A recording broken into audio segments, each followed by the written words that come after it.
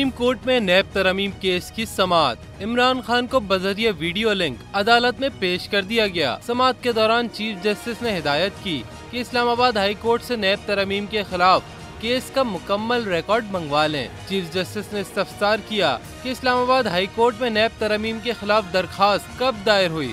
वफाकी हुकूमत के वकील ने बताया, इस्लामाबाद हाई कोर्ट में दरखास्त 4 जुलाई 2022 को दायर हुई। सुप्रीम कोर्ट में दरखास्त की समाअत 19 जुलाई 2022 को हुई।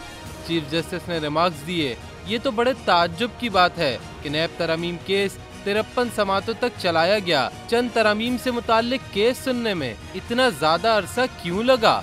चीफ जस्टिस ने कहा कि कानून को मुअत्तल करने के बजाय रोजाना की बुनियाद पर सुनकर फैसला करना चाहिए था। कानून को मुअत्तल करना भी निजाम के साथ साजबाज करना है। बादअज़ा अदालत ने नैब तरमीम का अदम करार देने के खिलाफ अपीलों पर समाअत गैर मुअय्यना मुद्दत के लिए मुलतवी कर दी।